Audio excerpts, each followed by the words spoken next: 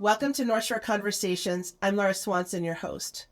This podcast series is being brought to you by the North Shore Alliance for Economic Development. The Alliance is a private-public membership organization made up of regional leaders who focus on the economic development of the North Shore region, addressing issues such as transportation, housing, workforce, and the retention and recruitment of businesses to the region. On today's episode, we'll be talking about transportation, and our guests are Beverly Mayor Mike Cahill, Salem State President John Keenan, Executive Director of the Salem Partnership Beth Debsky, and we're delighted to have them join us today. Talking about transportation and the challenges of transportation and the opportunities that we might be able to move the needle in terms of improvement. So what if we just jump right into it? Mayor, maybe I can start with you. From your perspective, what are the transportation challenges facing the Commonwealth and the region? And how do those challenges impact the lives that live here and visit here? Great question, Laura. Thanks. So I was fortunate enough to serve on the Rail Visioning Committee a few years ago that the former governor put together for look at the future of the commuter rail system, of the regional rail system. And, we have over 400 miles of train lines in eastern Massachusetts, and they're really long overdue for modernization in order to keep both our whole region economically vital and in order to address our climate goals and obligations to electrify the line and provide quicker, more reliable, more regular service all through the region. And what we need that for is because we really can't build the housing that this region needs. We can't connect people from home to work in the way we need to. We can't connect people from home to their educational opportunities, to their healthcare appointments, to their, just needing to move around the region and be with other people unless we make those investments. And it really is about tying all these different parts of our lives together. I'll say one other thing and then let everybody else jump in. When we get the investments in the train system that the state needs to make, what it will do is it will take a 36-minute trip from Beverly Depot to North Station and bring it down to about 23 or 24 minutes because there'll be quicker, high-speed electric trains coming through, more like a subway kind of model, right? And when we do that, we can add a train station in South Salem so that people in Beverly and Points North can more easily get to school, get to Salem State University, or get to the hospital. We can put a new station in Revere to connect over to the Blue Line, to the airport, to downtown Boston without having to go through North Station. Things like that. And that'll just help this whole region to thrive moving forward. Right. As a regional leader, from your perspective, President Keenan, you're coming from education, Mayor, certainly the development of a community. Beth, your work with private businesses. As regional leaders, why is this issue so important to each of you and the space that you're working in and coming together looking to have a regional approach to this? Yeah, so the mayor touched on it a little bit, and I appreciate his expertise and his years of experience all the way from the House now up to serving as mayor of the city of Beverly. So appreciate your service there. Of course, the strategic plan for racial equity, which the Board of Higher Education just adopted, really the focus is access and affordability. And the best and the most efficient way to attend either North Shore Community College or Salem State or any of the public universities here in the Commonwealth certainly is to commute to that institution. And so, it's disappointing right now, in fact, to see even the train stop in the garage right in Lynn has been shut down, for example. So it really comes back to, as we talked about, budget and investment in long-term deferred maintenance and issues. And I couldn't agree more, right? The electrification of this line would be so critical to be able to get students back and forth from North Shore to Salem and even downtown Beverly with Montserrat, where we have partnerships as well in terms of educational opportunity and the students that we serve in the gateway communities all the way from Boston all the way up to Gloucester, right? So I really see this as economic development, and it's really about transportation, housing, and education. It's all part of the same process. And Beth, from your perspective, with the businesses that you work with and sort of the mission of the partnership with its courts, ports, and transports, what are your thoughts about this? So the partnership has really worked for the last 5 years on this idea of a second commuter rail stop in Salem. in South Salem to service our two major employers, which are Salem State University and North Shore Medical Center, because we need to get the students to the university. The hospital needs to get employees to the hospital. We're trying to get cars off of the road. So we've really been focusing on that and working as a public-private partnership to help move the project along. You know, our listeners are probably thinking, transportation, how do we move this needle, right? Like how it's such a big issue. How do you as leaders approach this? What are the short-term opportunities and say wins and sort of the long-term goals and objectives? Mary, you were talking about the electrification of the commuter rail line. You know, what does that timeline look like for people that maybe aren't necessarily so involved in it like the rest of us? Sure. I'd say it's a 15 to 20 year, really window to get it done. We thought, and of course this was right before COVID, that the recommendations came out and the MBTA embraced the recommendations. But, in order to, on a best case scenario, our own train line up through Beverly Depot and hopefully beyond up towards Newburyport and Rockport, in a best case scenario, we're talking about 8 to 10 years from now to get a ribbon cut on a new line. But there's a lot that goes into it. As it's electrified, there'll be a need for overhead catenary electrical lines. There's an effort to try to minimize the need for that by investing in battery technology so that these light electric units, instead of a locomotive pulling passenger cars, each unit would have its own power source. And you take one car on up to 5, 6, 8, whatever you need on a run. But we would invest in both battery technology and overhead catenary so that the 400 miles of line throughout the system, you don't have to erect the infrastructure above ground for all of it. You could be charging those batteries while you're on it, and then go through sections where it's harder to site that catenary overhead electric line. People know what I mean when they think of the old trolley car system with the overhead lines. So best case, 8 to 10 years. And because we are in phase one of I think it's a 3 or 4 phase process, the line that we live on has been prioritized as one of the phase one lines for investment in. So when the state does find the ability to invest the money, and it won't be cheap, we're going to be one of the first beneficiaries. President Keenan, from your perspective, you were talking about equity in terms of the transportation. Could you talk to our listeners a little bit more about the South Salem train stop and what they may not be familiar with it and how it came to be? Because I think it's really important for our listeners to know that there are things that can be done locally to be able to address these needs, to really enhance both the access and the opportunity, right, for improved economic development.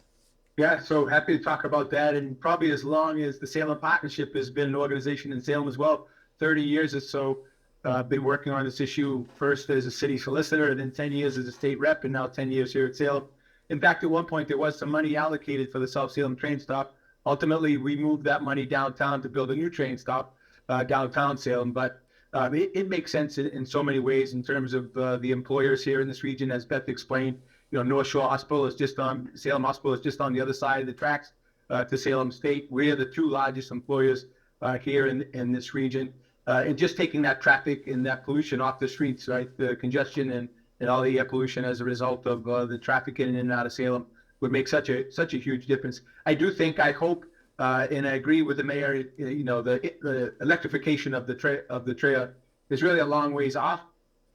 So in the short term, is there something that we are able to do that won't interfere with that and won't change the cost structure of that program going forward in terms of a stop here in Salem? We were at the meeting the other day with Secretary Tepper and Senator Lovely and Representative Walsh talked about the small spur that would go off downtown Peavy. So some other things that we need to take a look at. Well, I think we're looking at this much bigger picture, which is the electrification of the 400 miles or so that the mayor talks about. So there are, many things, and ultimately it comes down to the budget, right? The challenges that the MBTA has, that the commuter rail has, they're really legacy issues that they have to deal with. And we're fortunate here in the Commonwealth, both for higher education in terms of question 1, so-called fair share money that goes to public education and transportation. Perhaps that is an opportunity for us to use some of that money to bond and really make some serious investments in this system. But we live on one of the busiest, I think, Mayor, right, it's either the busiest or the top, one of the top trade lines in the state. So we ought to be able to make this investment in a line such as this. And Beth, I don't know if you want to talk about the partnership's role in this, but it's been a long time, I know.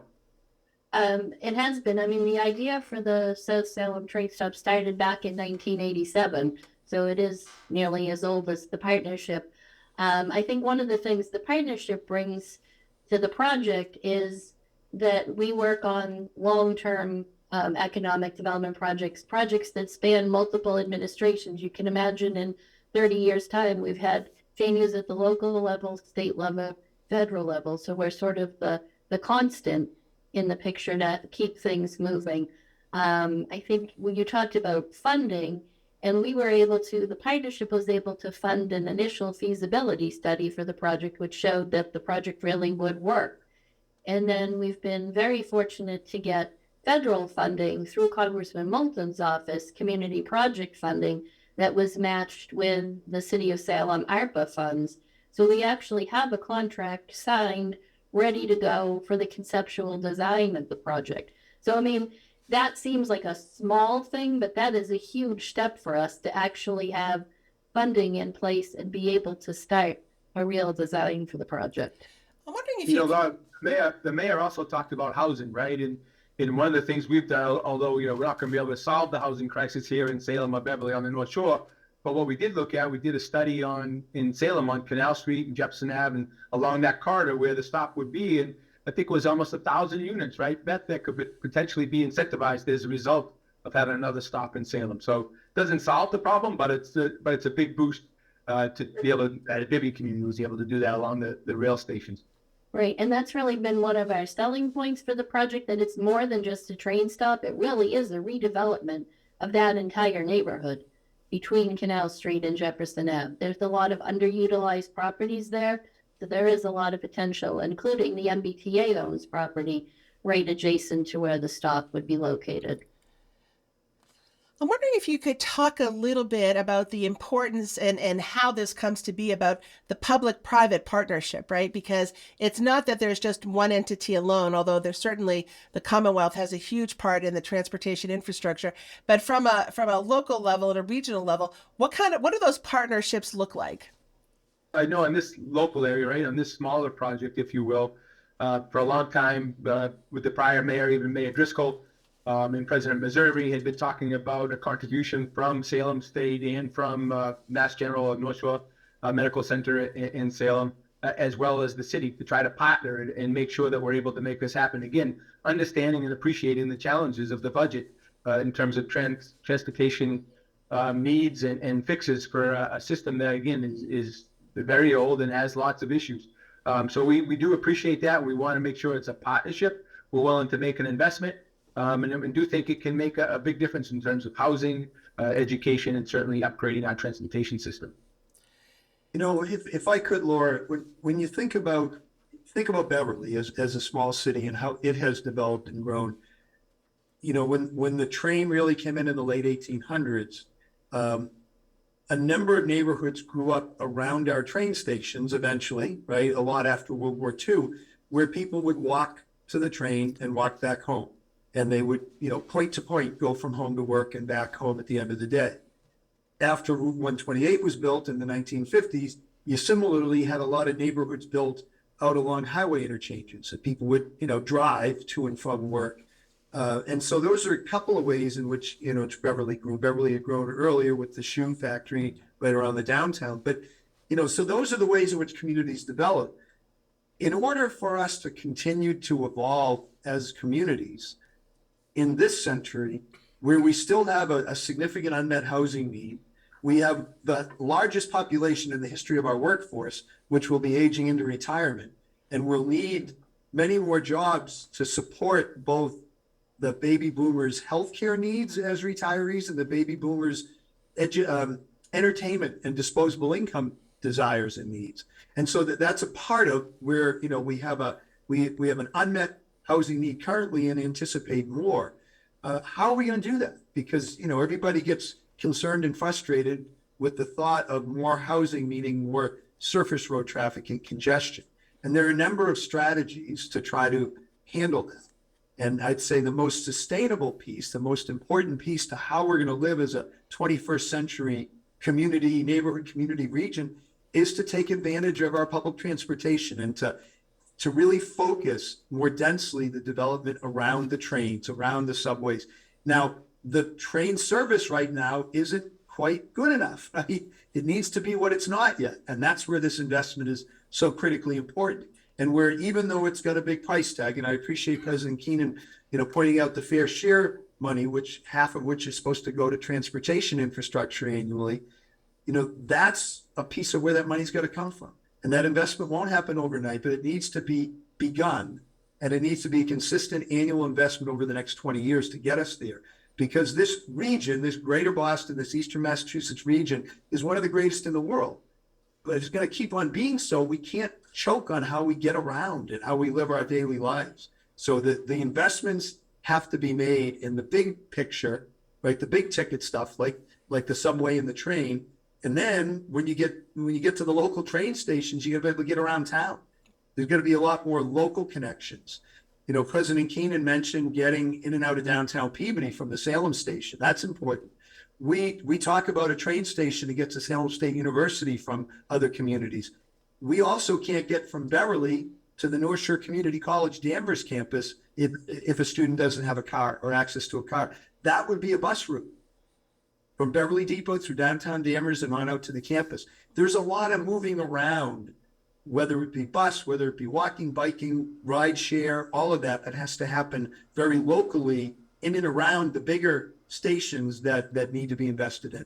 And I just wanted to add, so not only to get to the educational institutions, but the office parks like Cherry Hill Park and Centennial Park, because we don't have that east-west connection yet. I mean, people might be able to come, from Lynn to Salem, but if they wanted to go to work at Cherry Hill Park, it would be difficult for them to get there. So that adds on to the need for the regional buses or shuttles, however we do that. And thank you, Beth. And it also sells it, right? I mean, we have all these people we could be, getting to and from all these places they need to go to on a regular basis. And we just have to be willing and able to make the investments in the transit to do it. Each of you have talked in different ways about the interconnection of transportation, housing, education, workforce. I'm wondering if you could talk a little bit more about that, because I think traditionally, people are used to addressing those subjects in their own silos, but really speak to the importance of the interconnectivity of those pieces, which I don't necessarily know if everyone completely understands the nuances. Why do we always speak about it separately before? And now they're all interconnected. Are they too big for us to tackle it? Or is it that the only way to tackle it because they are so interconnected? Yeah, I do think they are all interconnected. And I know Governor Haley campaigned on it and is certainly committed to it, as is Lieutenant Governor Driscoll. When we talk about transportation and accessible and affordable education, as I said, getting to Salem State to get that education in the most affordable way, that is by being a commuter student, either from Lynn or all the way up to Gloucester, where we have students coming from as well. So getting that education and then to make sure the economy thrives, as the mayor has talked about, and it's great to hear he's become a historian, right? We're the elders now in the community, Mr. Mayor. So it's great to hear that. But to get a job, right, you need housing as well. And so when we talk about Massachusetts being some 200,000 units of housing short over the next decade or two, right, we need to make some investments and make sure people are able to get to that housing that they can afford with the jobs that they have here in the region. And we are one of the most expensive places in the country to live or to rent an apartment. And that's just not doable, because any of us, I'm sure, have friends, right, who have heard stories that people moving out of state, right, to work down in Atlanta or work down in Florida and telecommute to their job. So it is an issue of being competitive and remaining competitive. We have some of the best academic, public, and private institutions anywhere in the world. And we need to make sure that we keep that workforce here. And so, yes, they are all connected. And so you get a good education, then you need to be able to afford a house to have that job in the region. Mary Cahill, Beth, anything to add? Beth, you first. I don't have anything to add to John's comments.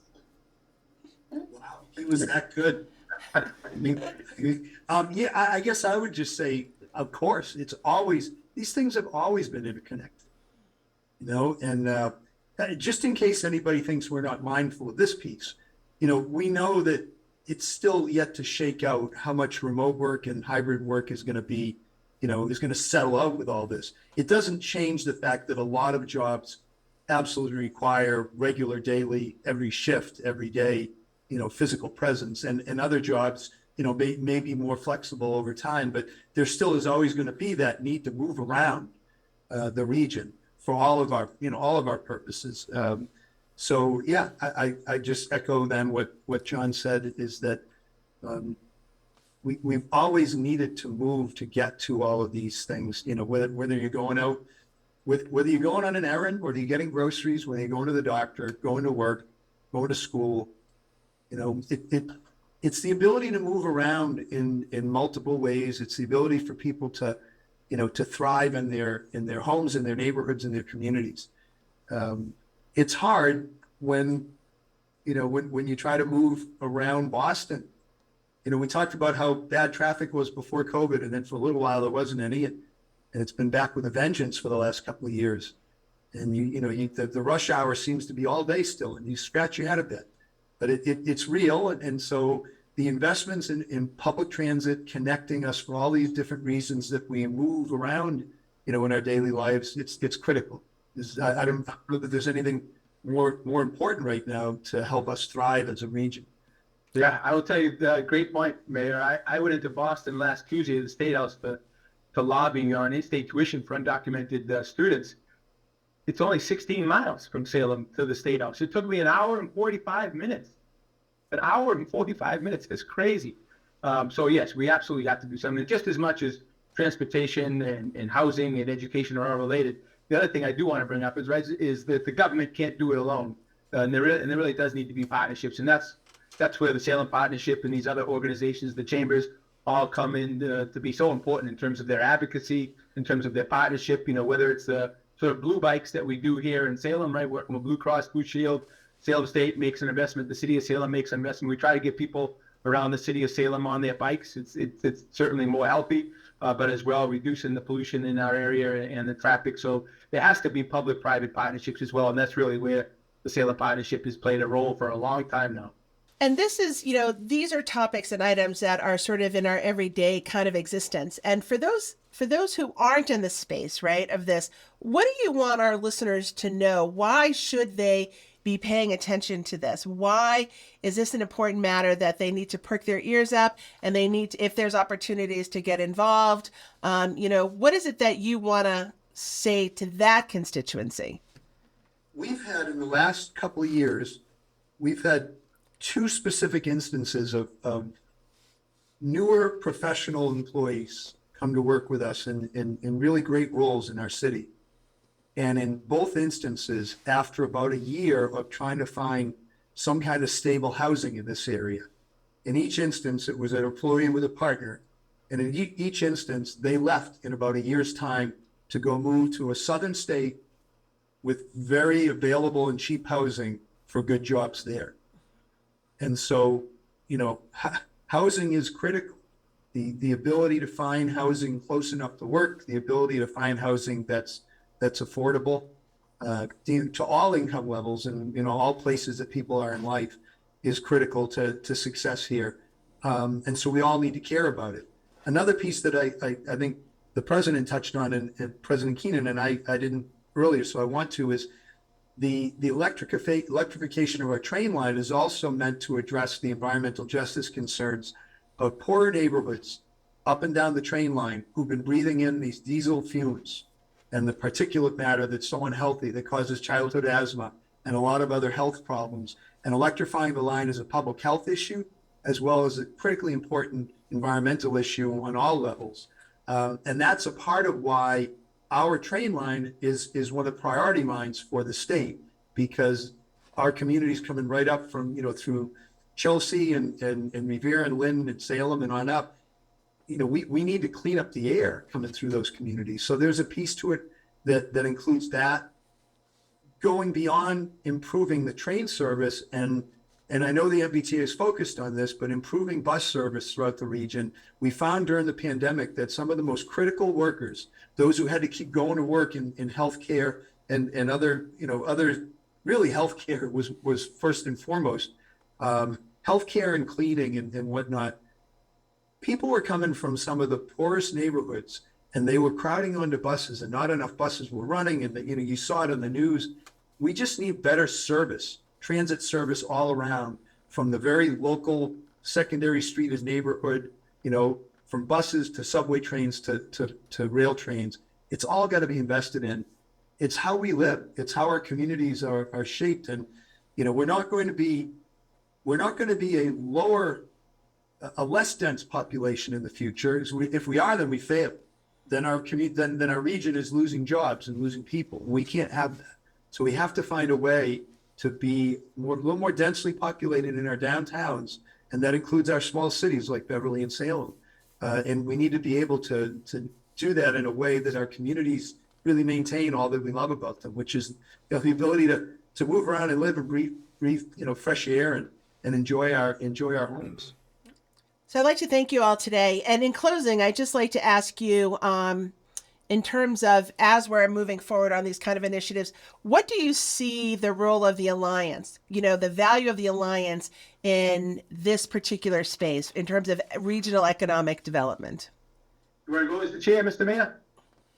I was just trying to type in the chat that I've said too much, but let me just say, the Alliance is of critical importance. You convene, you bring together government, business, not-for-profits, think tanks, everybody in the region in a way that helps us to find partners and to figure out more ways to be effective in advocating for what the people of our region need. And so you're critically important. I mean, I think the Alliance is one of the best things we've got going for us as a region. I hope I can stop there and let you both say something as well, Beth and John. Yeah, I would certainly say it's all about advocacy, right? Private and public, making sure that the Commonwealth understands, as I think the governor has really put forward, is that we need to remain competitive. And that means keeping, those who graduate from Salem State and the other fine institutions here in the Commonwealth stay around here and are involved in keeping our innovative economy going into the years ahead. Nothing is a guarantee right now in regards to that. So housing, transportation, and education are certainly the forces that need to come together to make sure that we remain as competitive as possible. I think it's really important that we have all those voices together. You bring everyone together at the table and we speak. It's a lot more, we have a lot more impact than one city or one town speaking on its own. I mean, we all share common goals for what's going to happen with the train line. We all have common goals for housing. So I think if we all work together, that will help us achieve what we're trying to achieve. Well, Mayor Cahill, President Keenan, Beth, thank you so much for being on the North Shore Conversations podcast segment on transportation. I think you've provided a great deal of insight for our listeners and really have been able to sort of articulate not only the challenges of the transportation system in our region and state, but also the opportunities to move the needle towards improvement. So thank you all for joining us. Thank you. Thanks, Laura. Thanks, Laura. Have a great day.